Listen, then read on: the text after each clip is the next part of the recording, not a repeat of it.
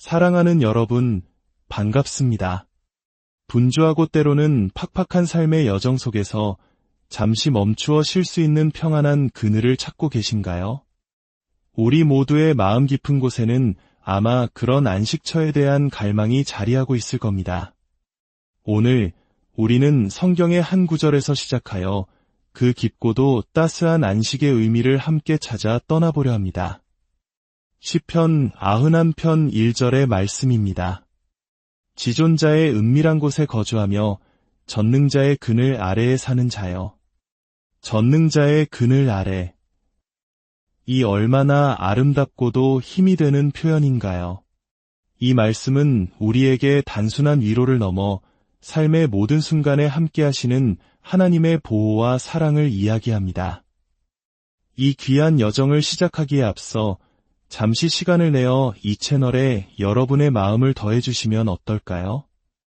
여러분의 구독과 좋아요는 하나님의 사랑을 더 널리 전하는 귀한 씨앗이 됩니다.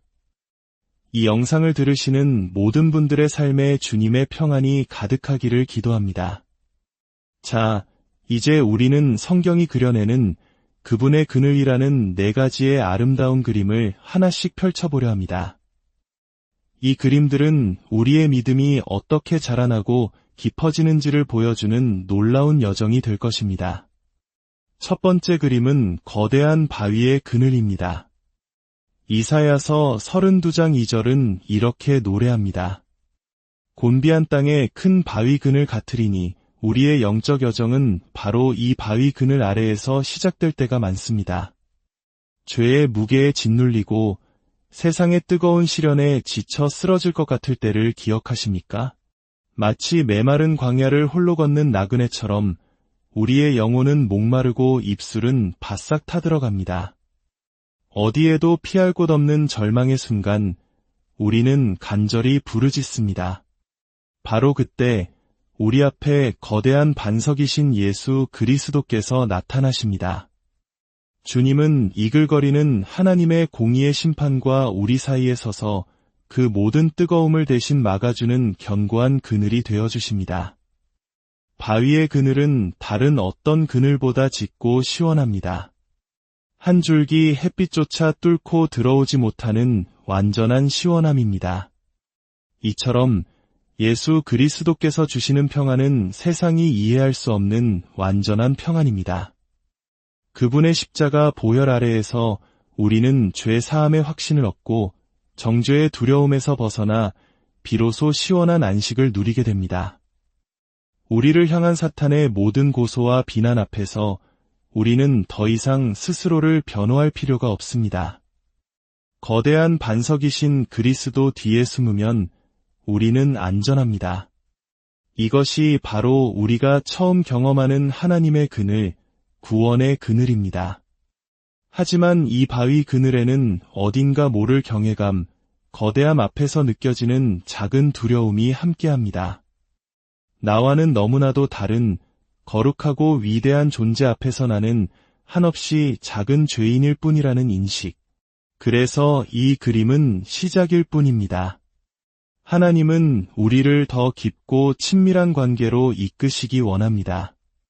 두 번째 그림으로 나아가 볼까요? 바로 아름다운 나무의 그늘입니다. 아가서 2장 3절에서 사랑에 빠진 여인은 이렇게 고백합니다.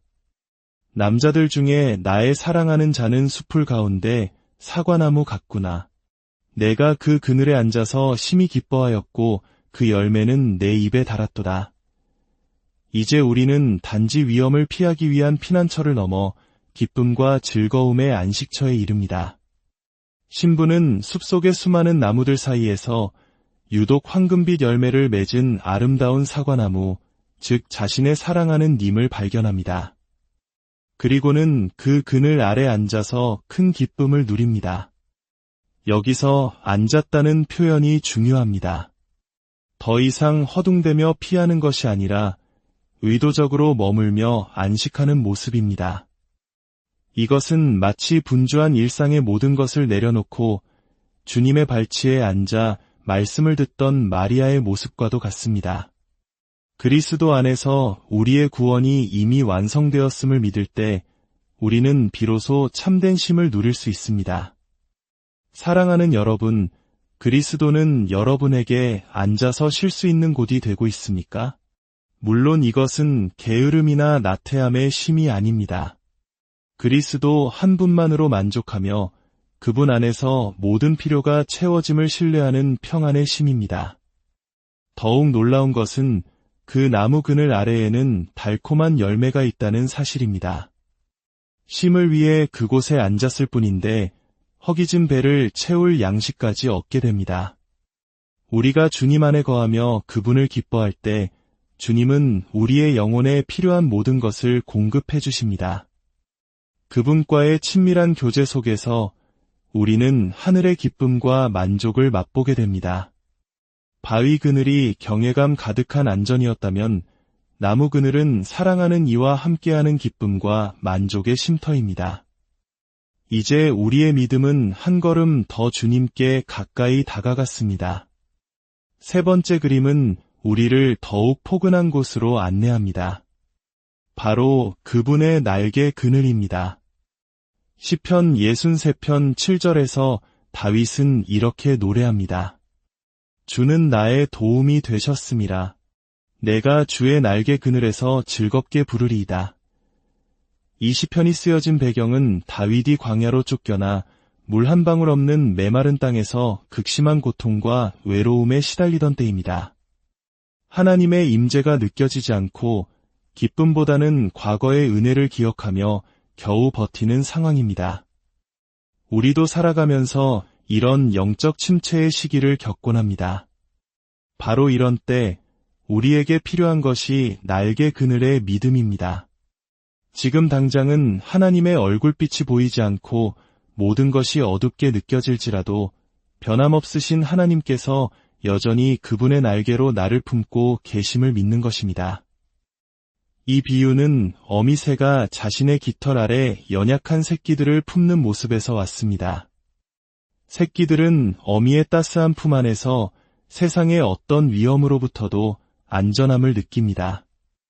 혹독한 추위와 비바람도 굶주린 포식자의 위협도 어미의 날개 아래에서는 아무런 힘을 쓰지 못합니다.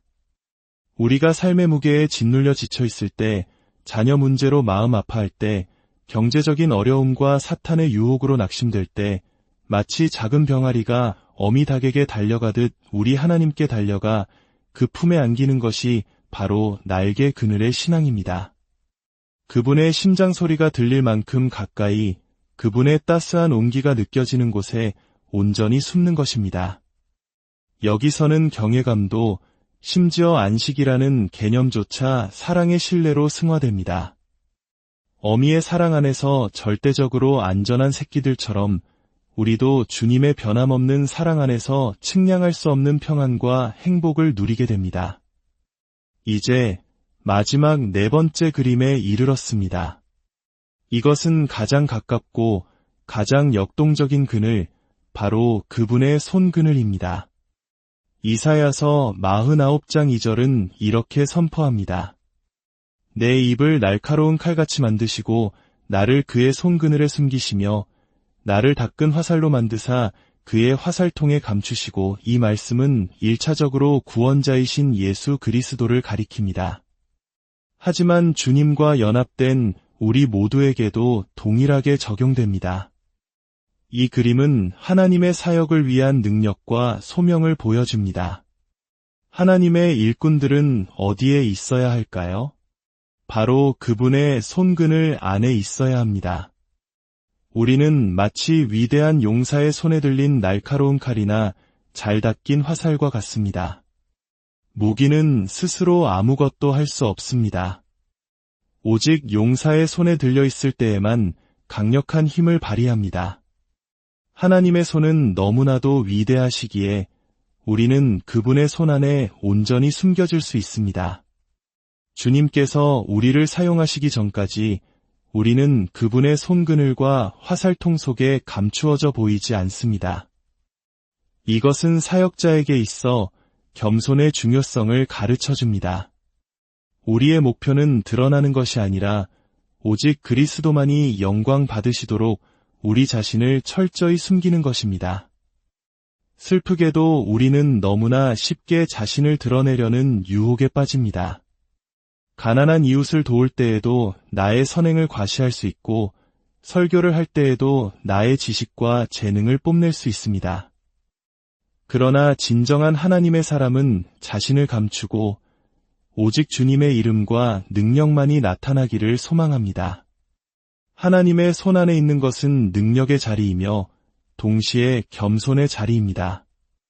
우리가 그분의 손안에 깊이 숨어 있을수록 하나님은 우리를 더욱 강력하게 사용하실 것입니다. 사랑하는 여러분, 오늘 우리는 4가지 그늘을 여행했습니다.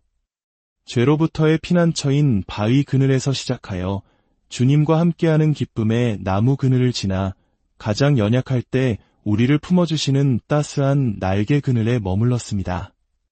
그리고 마침내 우리의 삶의 목적이 되는 손그늘 안에서 하나님의 도구로 쓰임받는 영광을 보았습니다. 지존자의 은밀한 곳, 전능자의 그늘은 우리가 가끔 방문하는 곳이 아니라 영원히 거주해야 할 우리의 집입니다. 이 4가지 그림이 여러분의 믿음의 여정 속에서 깊은 위로와 소망, 그리고 분명한 방향이 되기를 소망합니다. 주님의 그 크신 사랑의 그늘 아래 오늘도 평안하십시오. 예수님의 이름으로 기도합니다.